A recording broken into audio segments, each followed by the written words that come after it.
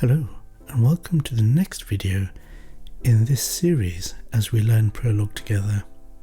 Before we dive in, you probably have seen a very classic example of deduction, and you might not have recognized it as deduction. So, you might have heard of examples like Paul is a man.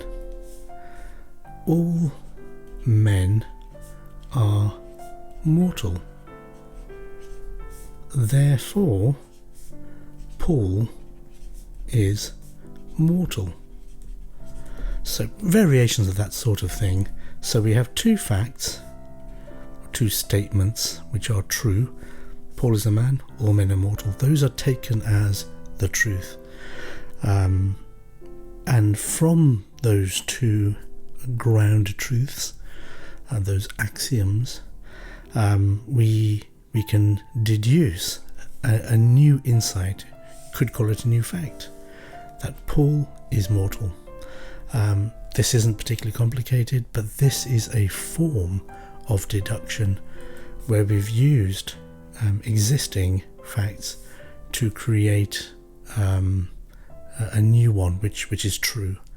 So that's just to give you a feel for what deduction is. So let's do some coding.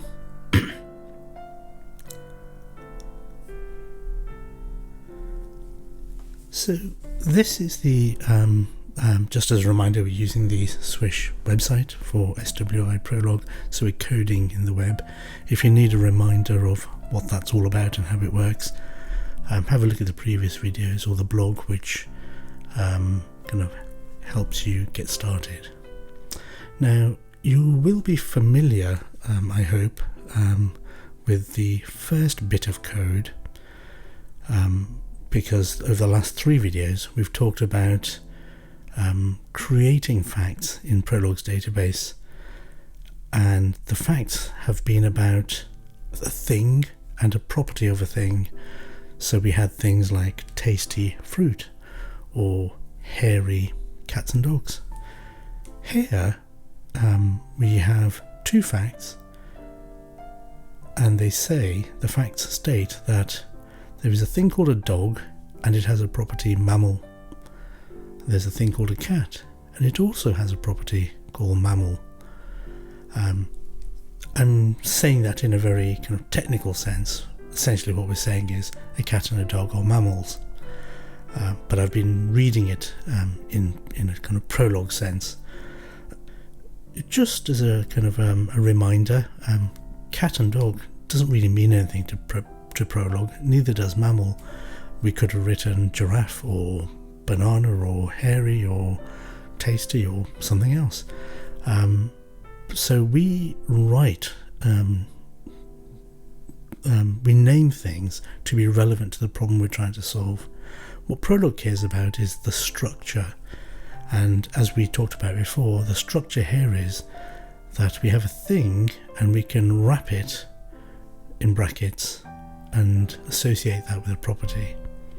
So this is true, and we can query that just as a reminder. So mammal dog, and we're asking, is this true? And Prolog will say yes, because that thing, this fact, is in the database. And just to practice the variables, we can say mammal x, and what we're asking here is, for which x is mammal x true? What x would make this true? And you'll recall that Prolog look at the database and see if it can match or unify the query with what's in the database, and if that unification or matching is successful, out pops answers, solutions for x. So mammal dog, the first fact, matches it, and we have x equals dog. The second fact also matches this, unifies with this, and we have x equals cat. So this is all revision. Great, so that's all familiar. Next we have something new. So let's talk about this. We can recognize some things that are familiar. We have properties like mammal, things, and we can probably recognize that's a variable. Here's another property called animal, about a thing, which happens to be a variable here. And we have a strange new symbol here, colon dash. Well, let's talk about what that means. So let's write that out. Animal X. So a property of a thing, and we've not specified that. It could be that X could be anything. Colon dash mammal X full stop. What does this mean? What it means is that if this is true, then this is true. And this can be interpreted as this symbol can be interpreted as the logical implication from right to left. That's worth remembering. It's right to left, not left to right. Quite often, if you're used to writing kind of logical statements, perhaps in mathematics or some other kind of discipline, you might be used to writing something is true if something is true. So if something is true, then something else is true. And that's not how Prolog structures its statements. What we do here is we say something is true if another thing is true. So the arrow flows in this direction. If this is true, then this is true. 1, 2. So it's that direction. Just emphasizing that because it can be a cause for confusion. So let's read this as plain English. It's saying that if something is a mammal, then it is also an animal. So if X was dog or cat, if mammal cat or mammal dog was true, then animal cat or animal dog is true. And that makes sense, that's a realistic kind of scenario. Just to be super clear again, it's not the other way around. It's not saying that if animal dog is true, then mammal dog is true. It's not saying that.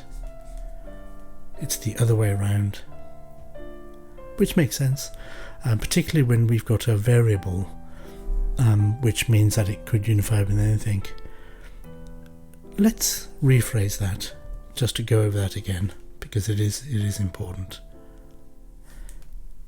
If we had, for example, animal fish, if that was true, it might be. Imagine a program had that stated as a fact. If animal fish was true, this does not imply that fish is a mammal. So that's quite a good good example with a fish. So it's plausible that it's an animal, but if it is, it doesn't mean it's a mammal. This is to emphasize that this arrow is in one direction. Mammal, let's say rabbit, if that is true, then it is true that animal rabbit is true. Right. That's I hope it's clear. It's a logical implication, and we should step back from this and just appreciate what this means in terms of writing Prolog programs. What it allows us to do that we couldn't do before is to say that if one property is true, then another property is true. So it's a relation between properties. So before we simply stated simple facts, you know, hairy dog just happens to be true. Simple fact, nothing complicated. Or tasty orange. Simple fact, nothing complicated. What we're now able to do is to say if one property is true, then another property is true, using this structure. And this is called a relation, and the word relation should in your mind help you link this to the idea that it's a connection between two properties, and just to remember that it's from one direction, from right to left, not left to right. So this is new, being able to link two properties. And this, you can start to think now, well, that earlier example about if Paul is a man, then maybe we can cast that sort of puzzle or scenario in Prolog.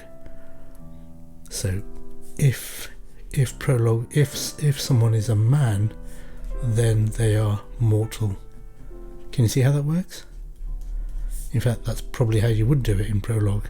If someone is a man, then they are mortal. And if we were going to use proper Prolog, we'd say mortal X : man or human X. Human. Can you see? Great. So let's go back to our code. So you can see here now, we can read this now with more understanding. What this is saying is, if something is a mammal, and not everything is, but some things are, if something is a mammal, then it is also an animal. And we can now query our database and explore this relation. So let's say animal dog. So we're asking, is dog an animal? Does the thing dog satisfy the property animal? Now this isn't in the database. Remember, we've only got simple facts about mammals, not simple facts about animals. But we do have a relation that links the property mammal to animal. And we're hoping that Prolog can use this relation to determine whether this statement is true or false. Without this, if we kind of deleted it, let's delete it for example, and try to run it, it'll complain and say, well, I don't know, what is an animal? It hasn't been told what an animal is. As far as Prolog knows, there's no such thing. So let's put that back in and run it again. And it says true. And the reason it says true is because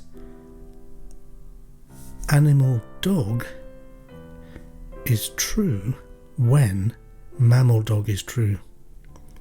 So you can see this is doing deduction now. It's confirming a fact that wasn't in the original database. So through the process of logical deduction, we're able to determine the truth of new facts.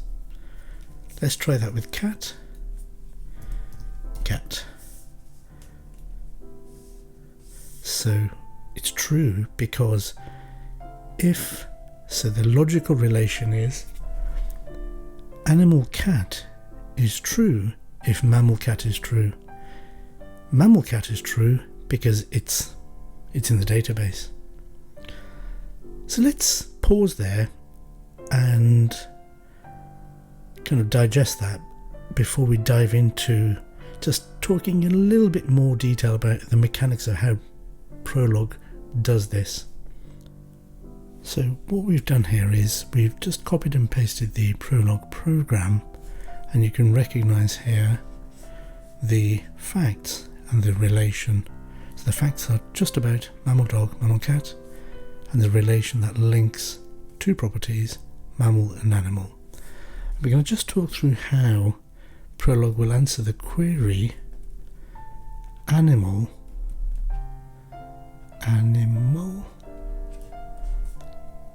cat. And it's worth taking your time to see how this is done, because it's important to understand how Prolog takes a query and works through a process to answer that query. That's quite an important thing to know when you want to learn about Prolog and how to effectively use Prolog. So it's worth kind of just maybe replaying this section a few times. So the first thing Prolog would normally do when it has a query is see if it can unify it with the database that it's got. Now if we had, let's change colour here temporarily, if we had a query like mammal dog, we know that it would check the database of facts and try and unify it, and this one does, straight away matches, so it can say, yep, that's true. If that was cat, it would try this, that wouldn't unify, and then it would try that, and that would unify, and that would be true. And if it was mammal x, a variable, it would unify with both, and those x equals cat and x equals dog would both be solutions. Here we don't have that. Here these two facts don't unify with the query, because that has property animal and these are property mammal. So it looks at this, doesn't unify, looks at this, doesn't unify, looks at the next thing in the database, which is this relation, and it does unify with the head of this rule. So this is a relation, it's a rule, and I should have said earlier, this is the head and this is the body of the rule. So it unifies with the head. So animal X does unify with this query, and in fact animal X, that matches the property, and X becomes cat. So it matches this, which tells Prolog that this is a relevant rule, it's worth pursuing this rule, because the head of this rule matches. But the head is only true, remember, if the body is true, HB. So in order to say this is true, as in this is true, this is only true if the body is true. So the first goal, the first query, animal X, and that was cat, that task of proving whether this is true or false now turns into another goal, which is to prove whether the body is true, whether mammal X, which is now cat, is true.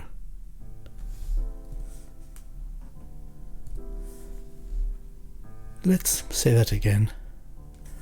The query doesn't match the first two rules, but it does match the third rule, the relation. So Prolog looks at this and says, yep, that's relevant. But to prove this is true, I need to prove the body. To prove that animal cat is true, I need to prove the body mammal cat is true. Why is that? Let's take it slow. Why is that? Well, this rule is a logical implication. Animal X is true if mammal X is true. So animal cat is true if mammal cat is true. So the task has turned into proving this body. And how does it do that? We've seen that over the last few videos. It looks at its own database of facts again. First one doesn't match, and the next one does. Mammal cat.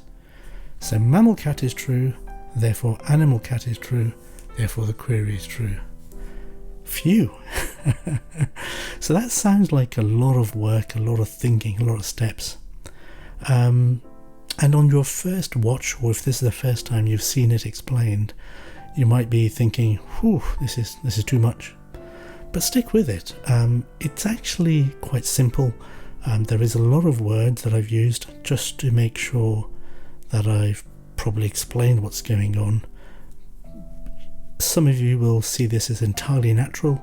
Some you might sort of say, do you know what, I need to kind of use a pencil and paper just to kind of wait through it again a few times. But trust me, it's entirely natural. There's nothing unusual or counterintuitive happening here. So if it hasn't stuck straight away, try it a few times. And also you can use the blog to read a more thoughtful kind of explanation. I'm talking to you here using words off the top of my head, but when I write the blog, I'm choosing my words quite carefully, and you can kind of read that as fast or slow as you like. So that's worth doing. And I would suggest that, yes, you could carry on beyond this video without understanding this properly, because we will see more examples of it, and more examples will help you understand it. But I would encourage you to just try and get it, this idea. Fantastic. So that's how Prolog will answer queries where the query requires more than just looking up a simple fact, where the query requires a deduction to be made. So the query is about animal, but our facts were only about mammal, but mammal and animal are linked through a deductive rule. Great, so animal cat is true, which is good. We've confirmed that as a new fact. Let's try dog, and that should also be true. And let's try it in the more general case of a variable.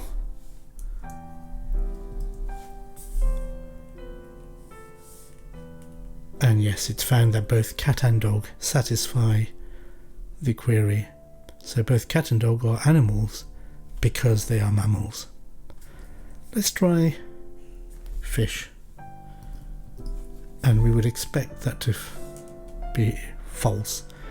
And remember, when Prolog says false, it doesn't mean it's definitely not true. What it's technically, strictly saying is it can't prove it to be true. So you and I might think in the real world that a fish is an animal, but remember, in Prolog's world, which is smaller, it's called the closed world assumption, if you want to be technical about it, CWA, closed world assumption. If it's not explicitly stated as a fact or derivable through a rule, if it can't be proven using the program, then it won't say it's true. So that's what it means by false. Let's just take us to the blog, because there's a nice picture. Again, this is another way of looking at how Prolog works. It's what we've described, but sometimes it's useful to see the same thing from a different angle. So here's the query animal cat, and to resolve queries, any query, Prolog has nothing more to go on than what we've told it in the program, which is a list of facts and relations. The facts aren't relevant because they are about mammals, but it does find one of the relations. This one, animal X, is true if mammal X is true. This relation is relevant, the heads match. But to prove the head, it needs to prove the body, because that's what the relation says. The relation says if the body is true, then the head is true in that direction. So the task is now transformed into proving that mammal cat is true. And that's true because, I've got a mistake here. That should say mammal cat, and that's in the database. So mammal cat is in the database, and then that's true. So that kind of works. I'll have to fix this afterwards, but you get the idea. Fantastic, brilliant. So that was our introduction to how Prolog does deduction. Now, deduction is an important means of reasoning. It allows us to confirm the truth of something which isn't, explicitly stated as a ground truth, but can be worked out through rules, relations. And that's kind of how we do logical reasoning. If you are more interested in logic, you might recognize that deduction is only one form of deriving kind of new insights. There are other types of reasoning, but we won't kind of go into those here. But you can certainly kind of look those up if you're interested. But deduction is nice and simple and very useful as well. And that's why we're looking at it, because it's simple and yet it's quite powerful. And we'll be using that quite a lot. It's a standard thing that Prolog programmers use. Fantastic. Well, I hope you enjoyed that. See you next time. Bye.